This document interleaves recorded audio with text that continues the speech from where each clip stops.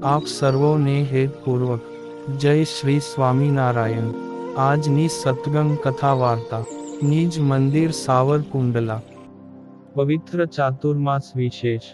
આજની સત્સંગ કથા વાર્તામાં આપણે ચરિત્ર કથા અંતર્ગત ગુંદાળી ગામના કાઠી વીરાંગના રાણદેબાઈની ચરિત્ર વાર્તા સાંભળશું।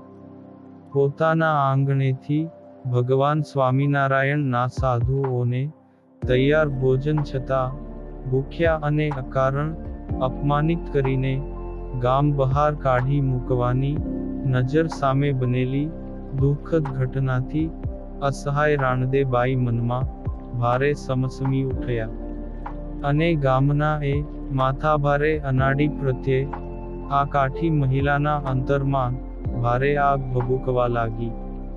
કાઠી વીરાંગના રાણદેબાઈ ઓસરીની કોરે બેસીને ખેતરે ગયેલા યુવાન દીકરાઓને આવવાની વાટ જોવા લાગી। જીવમાં જરાય જંપ નથી ને આંખમાંથી આંસુના અંગારા ખરે છે। ઘડીએ ઘડીએ એ હાથનું નેજવું કરીને ગામની સીમ તરફ જોયા કરે છે। બપોરનું ટાણું થતાં મામીઓ અને મેરામણ બંને દીકરાઓ રોટલા ખાવા ઘેર આવ્યા। દીકરાઓને આવેલા દેખીને માતા રાણદેબાઈના અંગમાં કામી કંપારી છૂટી કાળજું કંપી ઉઠ્યું ને હૈયું હાથ ન રહ્યું। એણે ઓસરીની થાંભલીમાં માથું પછાડીને મોકળે મને રડવા માંડ્યું। જનેતાને આમ કલ્પાંત કરતી જોઈને બંને પુત્રો કાનિક અજુગતું બની ગયાનું જાણીને ચોંકી ઉઠ્યા। તેઓ તુરત પોતાની જનેતા પાસે આવીને મોટા મામિયાએ અધીરાઈથી પૂછવા માંડ્યું કે કેમ માં માથા પછાડીને રૂઓ છો? કાની માઠા સમાચાર છે કે શું? આડોશી પાડોશી માંથી કોઈએ કજિયો કરીને કાની આળવિતરાઈ તો નથી કરીને? જરાક છાના રહીને પૂરી વાત તો કરો એટલે ખબર પડે। મેરામને માતાને વિનંતી કરતા કહ્યું, પોતાની જનેતાને કોઈ દિવસ નહીં ને આજે આમ રડતી કકળતી જોઈને ખેતરથી ઘેર આવેલા ભૂખ્યા તરસ્યા દીકરાઓની ચિંતા ને અકળામણમાં વધારો થયો। બંને દીકરાઓની આગળ માતાએ રડતા રડતા કહેવા માંડ્યું કે સ્વામીના સાધુ જાણીને કાનો કુંભાર એમને આપણે આંગણે તેડી લાવ્યો। સાધુ 3 દિવસના ભૂખ્યા હતા, તે ખીચડી રાંધીને ખાશે એમ કાને કહ્યું એટલે મેં રાંધવા માટે ખીચડી આપી। સાધુએ સામે એક ઢાળિયાના ફરજામાં મંગાળો કરીને છાણા સળગાવી કોરા પાટિયામાં આંધણ મેલ્યું ને ખીચડી ઓરી। ત્યાં તો ગામમાં સ્વામીના સાધુ આવ્યાની જાણ થતાં રોયા ગામ ધણીએ સાધુને કાઢી મૂકવા માટે રૂખડને મોકલ્યો। રૂખડે આવીને શું કહ્યું? મામીએ અધીરાઈથી પૂછ્યું। એણે મને કહ્યું કે કાકી બાપુએ સાધુને ગામ બહાર જતા રહેવાનું કહ્યું છે। તે મેં એને કહ્યું કે ભાઈ ખીચડી ખાઈને સાધુ તો હમણાં જ જાતા રહેશે હો, પછી શું થયું તેમ મેરામને પૂછી લીધું। રૂખડ ના ગયા પછી દરબાર પોતે 3-4 જણ હારે અહીં આવીને સાધુને ગાળ્યું દેવા માંડ્યો કે કોને પૂછીને આ ગામમાં ઘર્યા છો? ગામ તમારા બાપનું છે, તમને જોઈને તો ગામ ગાંડું થાય છે। તમારો નવો ધર્મ અમારા ગામમાં ન પોહાય। અમારે ગામને બગાડવું નથી, તે ગામ મેકીને બહાર જતા રહો, નહીં તો સારા વાટ નથી। મારા પિત્યાએ સાધુને દમદાટી દીધી। પછી સાધુઓએ શું કહ્યું? સાધુઓએ તો વિનંતી કરતા કહ્યું કે બાપુ જરા શાંતિ રાખો, અમે હમણાં જ ખીચડી તૈયાર થાય એટલે ઠાકોરજીને જમાડીને જાતા રહીશું। તમારા ગામમાં કોઈને નહીં બગાડીએ બસ। પછી શું બન્યું? પણ સાધુની વિનંતી ઈ માને એણે તો લાજવાને બદલે ગાજવા માંડ્યું. તમને સ્વામીના મૂળિયાઓને ગામનું અન્ન ખાવા દેવાય, તો તમે ફરી પાછા આ ગામમાં આવો જ ને. આમ કહીને રોયા અસુરે પાટું મારીને તૈયાર ખીચડીનો પાટિયો ફોડી નાખ્યો. મામાના સાધુ તો બાપડા હ હ હ કરતા રહ્યા. મંગાળોએ વીખીને સાધુને ધક્કા મારીને ગામ બહાર કાઢ્યા. બેફામ ગાળો દીધી. આ જોઈને મારું તો કાળજું કંપવા લાગ્યું ને હૈયું વલોવા લાગ્યું. હું બાઈ માણ, તે મારું ઈ દેંકારા માન કોણ સાંભળે.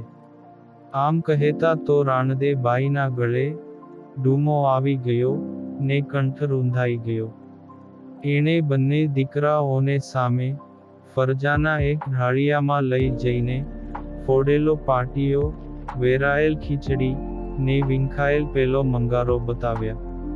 ત્યાં જ ઊભા રહીને માતાએ વિલાપ કરવા માંડ્યો કે આપણો ક્ષત્રિયનો દેહ તો ગાય, બ્રાહ્મણ ને સાધુની રક્ષા માટે છે. મામાના સાધુની રક્ષા તો ન થઈ શકી, પણ હવે એના દ્રોહીને ઝાટકે દઈને ગામને આ પાપીના ત્રાસમાંથી છોડાવો, એવો મારા અંતરમાંથી અવાજ ઉઠે છે. હે માન, હવે તમે નચિંત રહો. મામાના સાધુને ભૂખ્યા કાઢનારા એ હરામીને અમે જોઈ લેશું. મામૈએ મક્કમતાથી કહ્યું, આજ સાંજ સુધીમાં અમે એને તલવારના ઝાટકે ન દઈએ, તો અમે તારા દીકરા નહીં. મેરામણે મરદાનગીથી કહ્યું. આ સાંભળીને રાણદેબાઈના આત્માને ધરપત વળી. બેઉ દીકરાઓએ તુરંત જ લેવા જેવી ઘરવખરી ગાડામાં ભરીને માન રાણદેબાઈને ગાડામાં બેહારીને એક સાગરીતને ભલામણ કરી કે અમારા આઈને ગઢડે મૂકી આવો. ને ગાડું રવાના થયું. પછી બંને ભાઈઓ માતા રાણદેબાઈને વળાવવા સારું થોડે લગી સાથે ગયા. ને ગાડું ઊભું રખાવીને બંને પુત્રો માતાને પગે લાગ્યા. માતાએ બંનેના ઓવારણા લીધા. ત્યારે એની આંખોમાં આંસુ ધસી આવ્યા. માન, ધીરજ રાખજો. જો અમે જીવતા રહીશું તો ગઢડામાં આપણે બેળા રહીશું, અને જો કામ આવી ગયા તો ઠાકરની મરજી હતી એમ જાણજો. મામૈયાએ દ્રઢતાપૂર્વક કહ્યું. બંને ભાઈઓ એની માતાને પગે લાગીને પાછા વળ્યા, ને ગામમાં ઘરે આવીને પોતાની તલવારો લઈને એ ઘોડે સ્વાર થયા, ને ગામને ચોરે આવ્યા.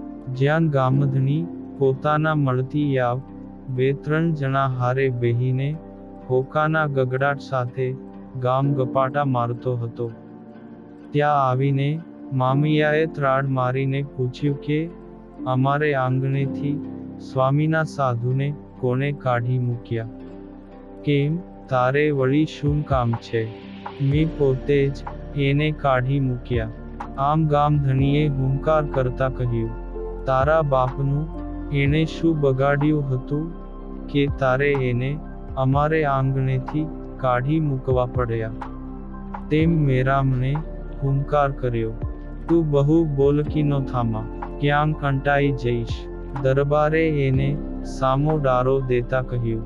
ને આટલું કહેતા તો મેરામણ ઉકળી ઉઠ્યો ને પોતાની તલવાર વીંજી. પછી તો મામૈયાએ પણ ઉપરા ઉપર 2-3 ઘાવ કર્યા. બંનેના રોમે રોમમાં શુરાતન વ્યાપી ગયું. ગામધણીનું ત્યાં જ હિમ ઢાળી દીધું.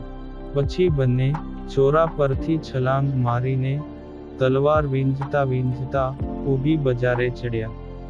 આડા આવ્યા એ 2-4ના ઢીમ ઢાળી દીધા ને સીમના માર્ગે ચડ્યા. ગામમાં તો દેકારો બોલી ગયો. ગામમાંથી એના મળતિયાવ અને બીજા કેટલાક આ બંને શુરાઓની પાછળ હથિયાર લઈને વારે ચડ્યા. આગળ જતા ગામની વાર આ બંનેને આંબી ગઈ. ત્યાં ગામને સીમાડે ધીંગાણું ખેલાણું. મરણિયા બનેલા મામૈયા અને મેરામણે તલવારો વીંઝવા માંડી. એ ધીગાણે 2-4 કપાણા, પરંતુ મામીઓ અને મેરામણ કામ આવી ગયા. એ સમયે ગઢપુરમાં લીંબતરુ તળે સભા કરીને શ્રી હરિ બિરાજ્યા હતા.